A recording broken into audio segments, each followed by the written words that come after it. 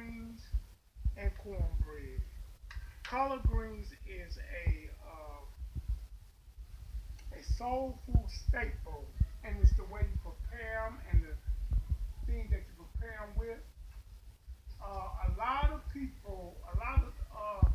African American people have collard greens just about every week and on holidays. And so many people prepare them so many different ways.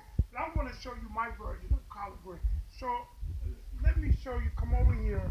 So to clean them, there's several ways you can pick them. You either can pick them like this and pick the stem off of them, or you can cut them like this.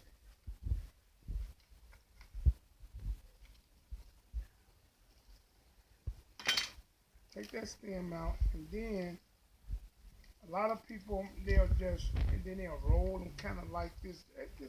This is a lot of work for me. Then they'll cut them like that. This is the way I do them. And I'm going to show you a way how to, because the thing is about collard greens, they're tough. A lot of people don't like because they say they're very tough. But I'm going to show you a way how to make the most tender collard greens you ever can eat in your life. So this is how I do it. And I cut them real thin. I just cut with the stem on, and I just cut them as thin as I can.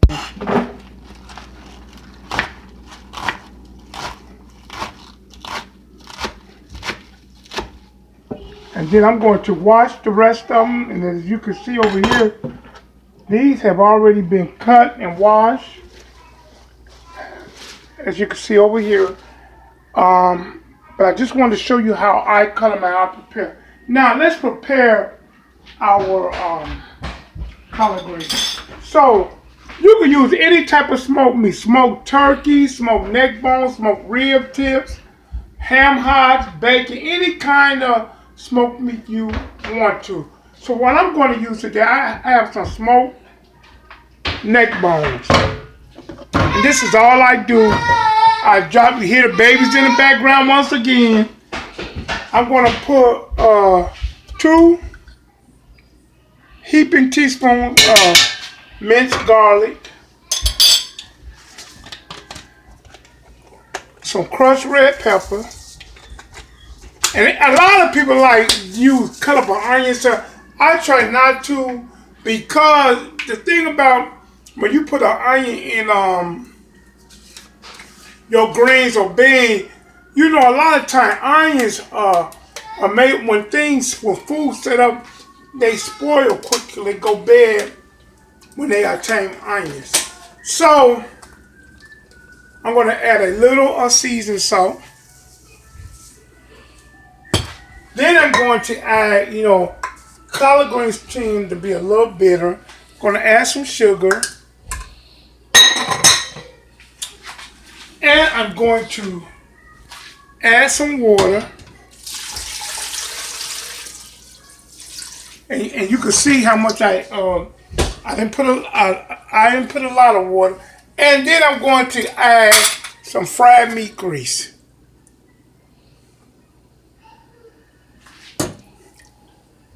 I add everything at the beginning. And then, as you can get over here and see, then I'm going to these are going to cook down. I'm going to stuff this with greens. I do not cook my meat first and all that. The meat cook along with the greens. When the meat is done, then you'll know the greens done. But I'm going to show you all within maybe an hour.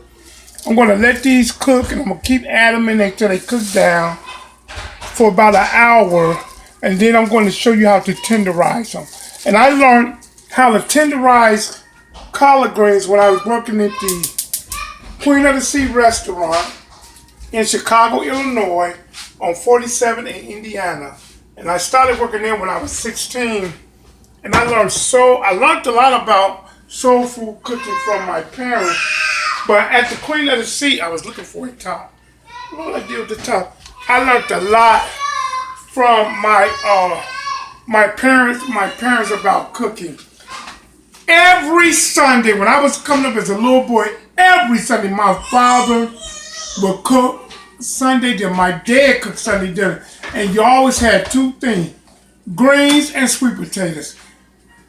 You never knew what type of meat you was going to have or other sides, but the major dishes were greens and sweet potato. Collard green, mustard and turnip greens, cabbage, but it was always a leafy green vegetable and sweet potato. Then he might have chicken and dumplings. We might have pot roast, might have fried chicken, baked chicken. Everything else was there, but it was always, every Sunday you knew that you were going to have greens and sweet potatoes and cornbread. So I'm going to let that cook and get the rest of these greens washed and clean. I ain't going to be able to cook all of them in that pot. So what I'm going to do, I'm going to blanch the rest of them. Once I get a pot full, I had a lot of greens I got at the store, so I'm going to blanch the rest of them.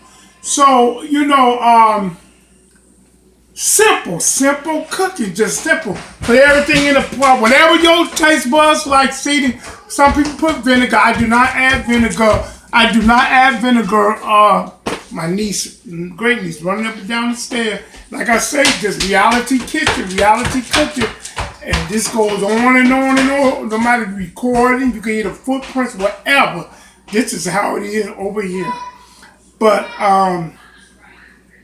cooking greens simple. It does not take a rocket science. It's not so complicated.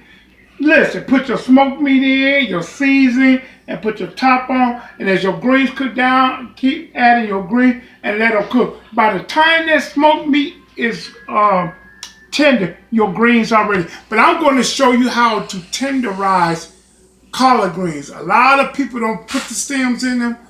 If you cut them the way I cut them and let them cook, and I'm going to show you a trick to it. And when I show you this, we're going to let those cook for about an hour. When I show you this, you'll be like, oh, okay. And it will tenderize them even more tender. Thanks. I will get back to you. So as you can see how greens are cooking. And I'm going to add some more greens to this once I get through turning them over. But as you can see how they are cooking.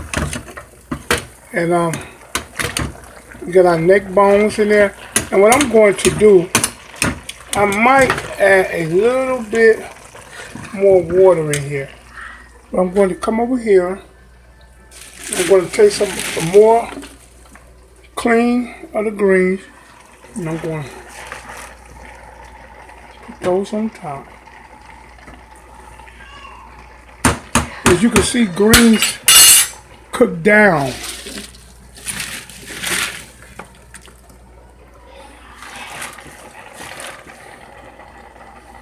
And I tell you, the aroma in here is just wonderful. Though, now this the set I cut last that I have to wash.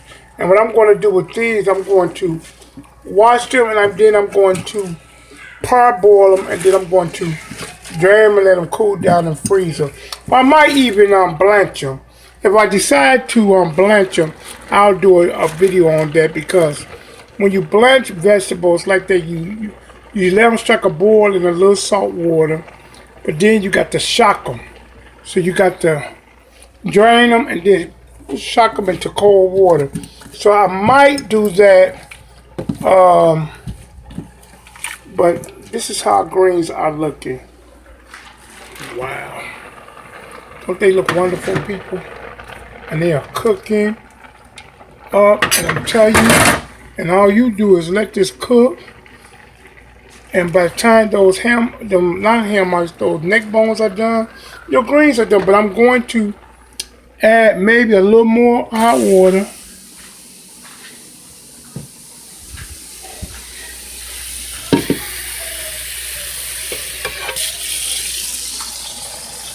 Just a little. Let's see. As they cooking down, maybe a little more. I want them to cook down.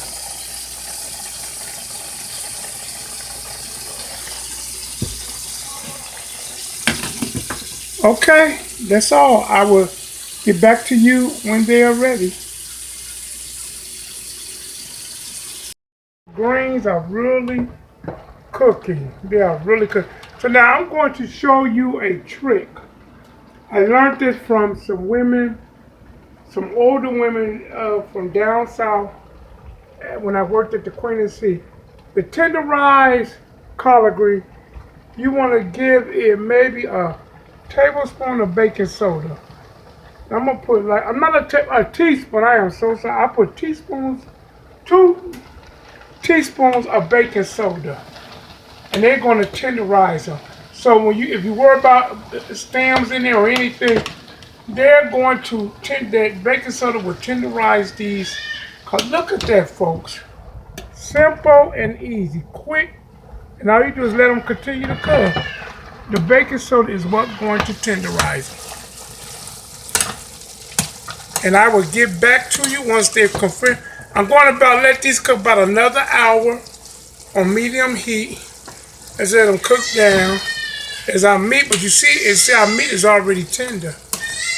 That's one of my grandbabies hollering in the background, but it's okay. This reality kitchen. I'm gonna stop calling it simple cooking with Aaron in reality kitchen. So our greens are on, and they are doing wonderful. And we will get a taste test once they're done. Give it about another hour full. Greens are really coming along. I just added some more greens into this pot. This is kind of a small pot to be cooking all these greens, but I'm not going to cook the rest. And then I'm going to freeze those. But I just added some bacon, sliced bacon, into our pot. Remember, we got the smoked neck bones in here. Now I just added the bacon, even though it was frozen. So that's going to cook really good. And then I will get back to you. I just wanted to double check in with you about how our greens are coming. This has been, I think on today, I had created around 5 recipes. I started out with the cake flour, showing you how to make cake flour. Then I went next to the meatloaf. Now I'm doing greens. I'm doing macaroni and cheese. And I'm going to try, before it's all over, to squeeze in cornbread, bread pudding, and show you how to do the peach. Oh, I did the blueberry cobbler today. I forgot about that. Show you how to do the peach cobbler using the pie crust that I used for the blueberry cobbler. I'm telling you, simple, quick, and easy dishes. Simple, quick, and easy, but delicious. So, thank you once again. Subscribe, like, and share, and most of all, view also. And I really appreciate you. I appreciate the channel is growing, and it's because of you, the viewer, that is allowing it to grow. And remember, share about the Thanksgiving movement. The Thanksgiving movement is selecting 5 families that are a little less fortunate than most, and we're going to cater their Thanksgiving dinner for up to 20 people per family. And that's with all the trimmings, folks. So, but I need you all to make that happen. I'm not asking for no monetary donations or anything. All I'm asking is for viewers and subscribers. And then in November, the first week of November, we will let the subscribers choose the 5 families. But they must be in the Chicagoland area, the Northwest Indiana and Chicagoland area. So please view, subscribe, and thumbs up. And thank you and welcome to this channel, Simple Cooking with Eric. And it's not going to be just me cooking in this kitchen. I'm going to take you guys to the grocery store with me. If I have a party to set up, a wedding, whatever.